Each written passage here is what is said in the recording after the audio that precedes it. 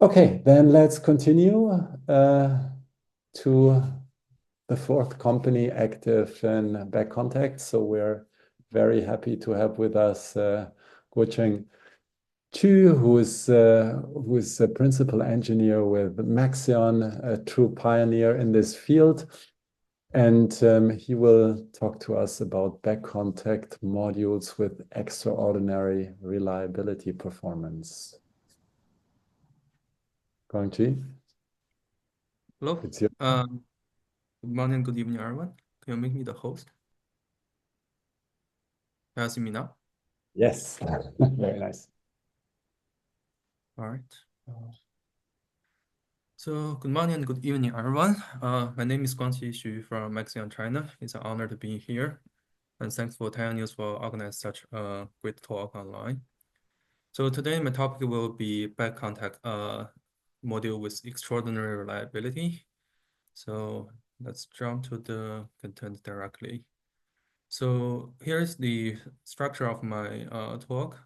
Oh, sorry. So my talk will be divided into three parts. The first part is a quick efficiency review. Second part being focus on the reliability performance of Maxeon's IBC products. And the third part, we'd like to share some thought on building the ecosystem for BC. So in short, in Maxeon, we believe the sweet spot for single junction solar cell should match three items. First is the high efficiency, which has the narrowest gap to the theoretical limits. And next one is robust reliability. For instance, in Maxeon, we offer 40 years warranty with 0.25% annual degradation. I think still the toppest level in the markets. And the last one is a very strong ecosystem. Okay, from efficiency point of view, I think everyone today can agree that BC technology has the highest theoretical limit compared to the rest. That has been proved several times by theoretical study. And also in reality world, I borrowed this ranking table from Taiwan News. It can be shown that the top three players are all doing BC or BC-like structure. So no doubt, both in theoretical and in practice, BC is the ultimate answer for highest efficiency. For Maxeon, we started to do BC products since 40 years ago, actually. And from that point of time, we actually landed 11 world record and developed 8th generation of IBC product. So the first two generation was mainly focused on diffusion based cell process. But since 2005, sorry, 2015, we developed the first TBC structure and has been working on this sort of structure ever since. So now our main fleet product is what we call Max 7, which has a water efficiency around 24.7%. And in 2025, we plan to launch Max 8, which will definitely bring the model efficiency over 25%. Okay, so now we're going to talk a little bit on the reliability for the BC products. So why this matters? For years, Maxeon was known for delivering the highest efficiency product in the market. But inside Maxeon, we actually are more proud of our reliability skills. And as you can see here, in the past several years, Maxeon actually win top performer in the PVER test for several times. And why are we able to do that? It's because we have some extraordinary design to boost our product's reliability. Here, I would like to show a few samples. If you look at the picture on the left, so this is a dissect picture of our cells, sorry, of our modules. So we use anti-reflection, ordinary anti-reflection glass, then that's followed by pure silicon. But in the back of our cell, we have what we call solid metal foundations. The good part of having such a solid metal foundation is that even when the cell gets cracked, and actually you can see in the middle pictures, so we deliberately bend this cell. The silicon has already broke, but the solid metal was still able to hold the cell and therefore continue to deliver the current. But repeat the same test with the conventional cell design, which use metallization that is metal powder based. The cell can be easily shredded into pieces. Okay. Another example would be the interconnection skills between cells within the model. So in a standard practice, the front contact cell use what we call S-curve connection. But the problem with this connection is it doesn't work well against the temperature swing. The stress will build up as metal fatigue. So the solution that Maxeon gave is when first is we use solid metal as a foundation that will relieve the metal stress. Second, since our interconnection was done on the same side, we don't really need this kind of S-shaped connection. And for the connector, we have a special design that is showed in the right corner. So with this connector, it actually absorbs this kind of metals expand and shrink. Therefore, the cell doesn't have to take those kind of stress issues. Thanks to those extraordinary design, we were able to demonstrate the extraordinary reliability performance. So here, I'd like to show two examples. So if you look at the picture in the left, it's a damp heat comparison of Maxeon IBC product versus the TOPCon. So here, the purple star represent IEC standard, which is normally what people do in the test. And the red dots and the green dots stands for the third-party data conducted by Fraunhofer early this year. So they test the dump kit performance of TOPCon module. So the best TOPCon module has a degradation around -2% after DH1000. The worst one is actually already failed IEC standard. Within Maxeon, we did a similar test. So we test our IBC versus the commercially available TOPCon modules, and we show the data here. So the blue triangle is the Maxeon data. As you can see, our module can perform significantly better compared to TOPCon modules. So our stuff can hold together even after DH8000. And here on the right is a thermocycle, TC test. Again, the yellow one represent for IEC standards, and we have some data of the conventional modules as well demonstrated here. So mostly you can see the conventional model would probably like to fail after TC1000. Yes, TC1000, but Maxeon panel can actually stand against the TC3000, and we're still far away from the IEC critical line. So generally speaking, because of our effort in the reliability study and those kind of special cell design and module design, our module can generally take 8 to 10 times harder IEC standard test. Apart from the mechanical strengths, electrical performance is also quite important. So in Maxeon, our module have a unique reverse bias performance. So here is a comparison between conventional cell and Maxeon cell under reverse bias. So as you can see, under partial shading and reverse bias, a conventional module can actually lose up to 67% of power loss, but Maxeon module can actually only lose 26%. If we take this one step further, so if the model is in reverse bias and actually on top of the reverse bias, there's a bypass diode failure, the hotspot will come off.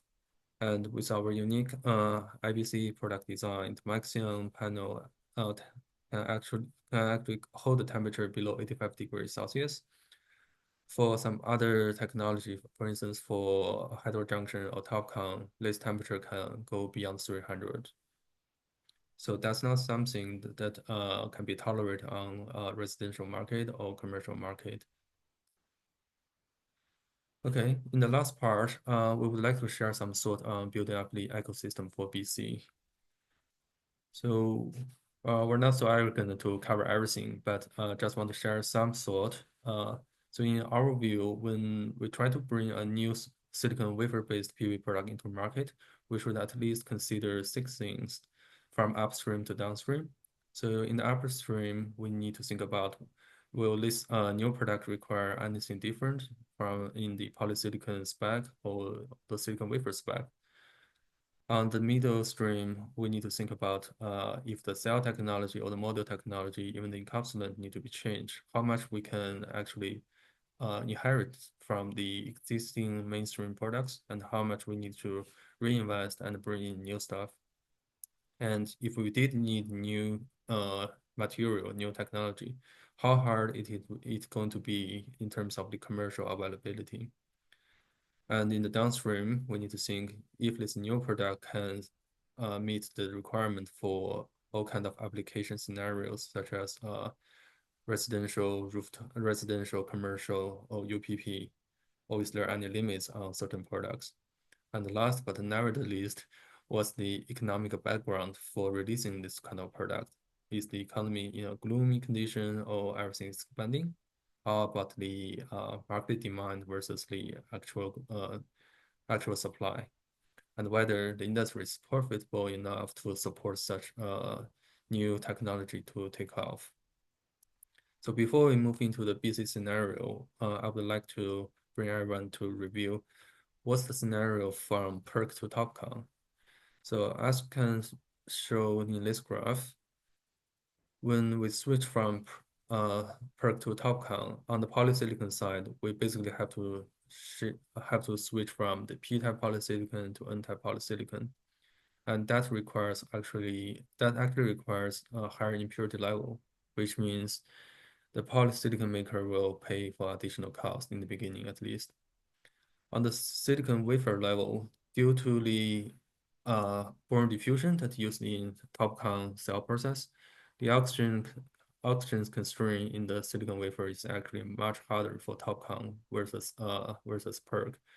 And wafer vendors has to reduce that from 18 ppma to 12 ppma, which is a significant challenge in the beginning. Minority carrier lifetime has also been increased from 17 microseconds to 1 millisecond at least.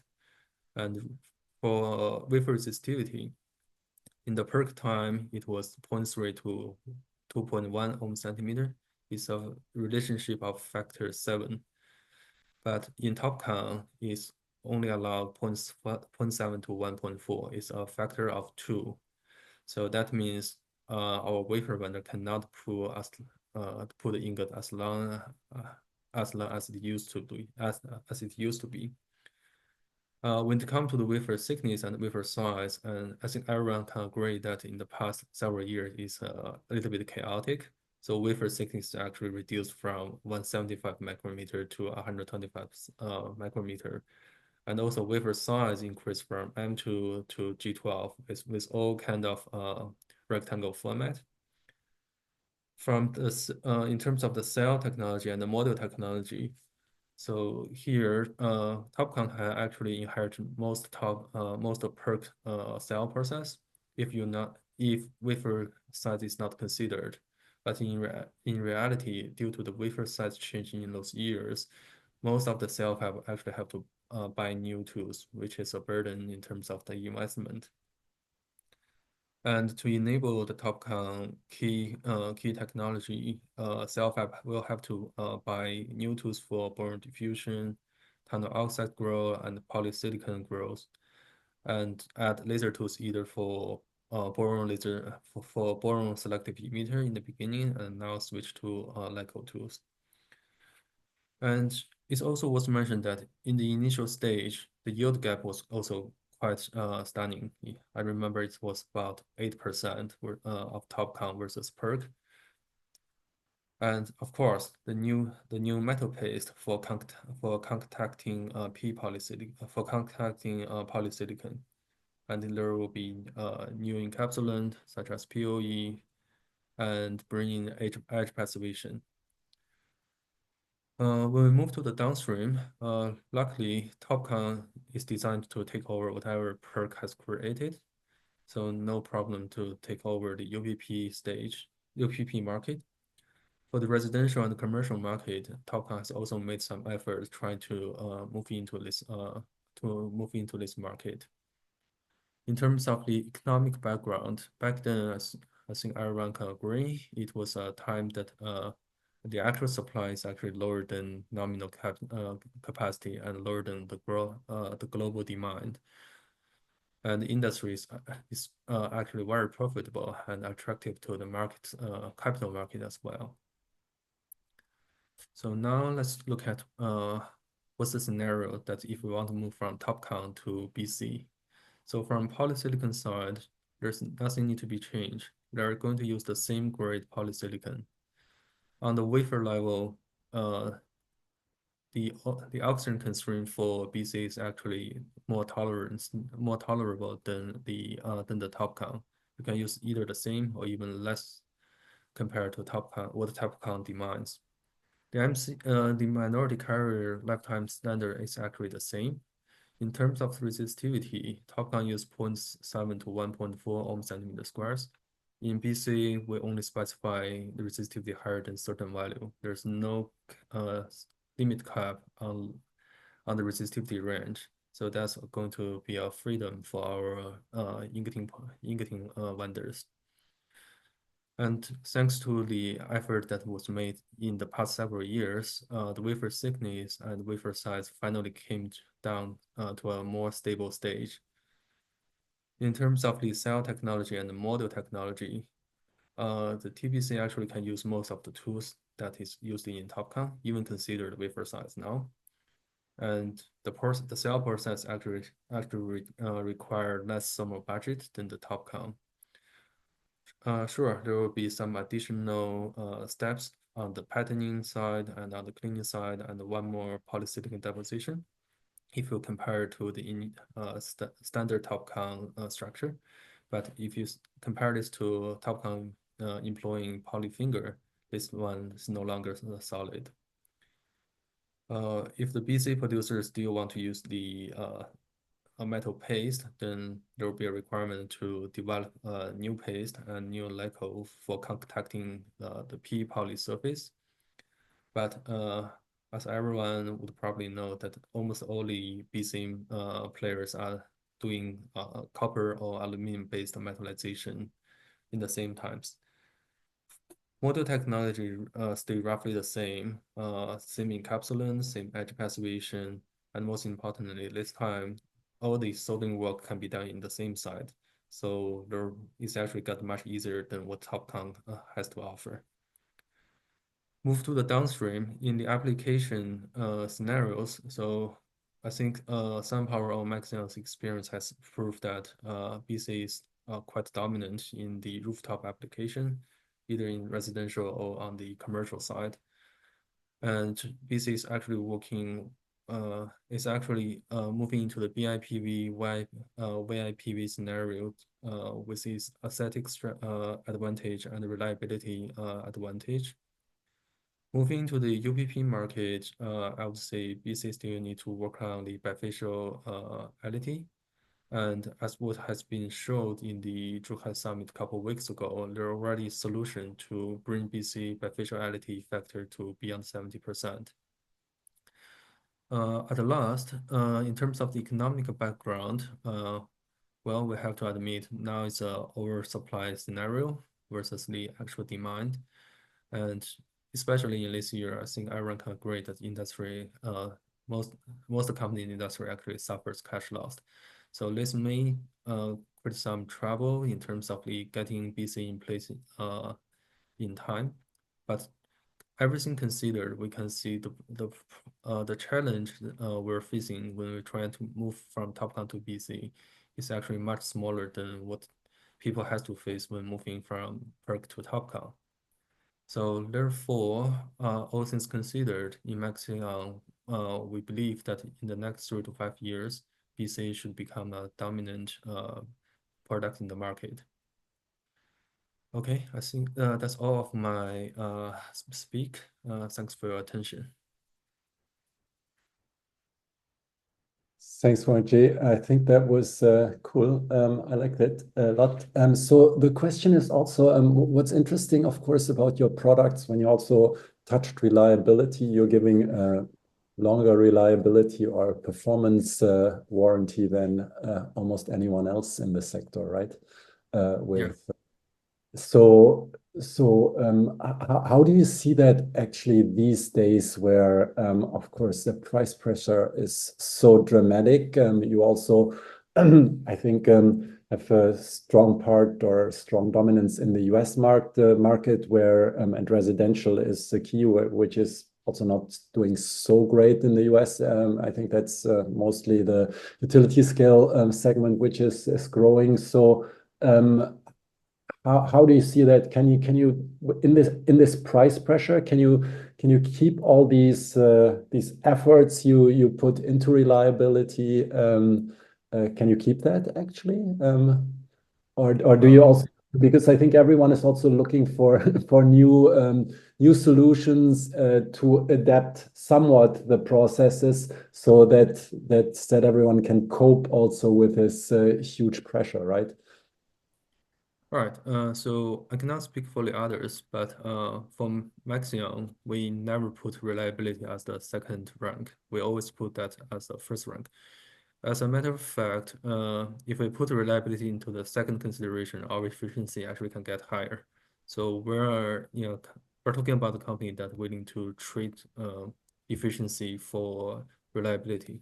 Because as you mentioned, in some in some residential market or commercial market, the customer actually has very strict request on the reliability, and the penalty of getting some sort of accident is beyond affordable. So we'll still keep that. But as you mentioned, I think the market environment is really down at this moment. So people will start looking for different options.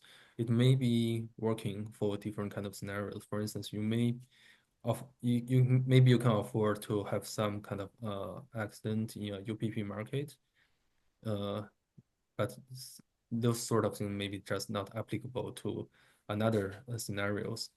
So I would say maybe company will think about design different product for different scenarios. It doesn't have to be one way or the other. Okay. Maybe one question, because you're not on the panel, I would be still interested. So I think you had also recently, of course, somewhat shareholder changes. I think you are now mostly majority dominated by Dongguan. So how is it? Is this actually changing any expansion plans or I don't know, any focus within Maxeon? Uh, this part I don't think I'm the best person to answer, but from the message I received that we'll be still focused on what we're doing now. But I'm sure in a short period of time, maybe Maxeon or TZE will have a new announcement in terms of expansion.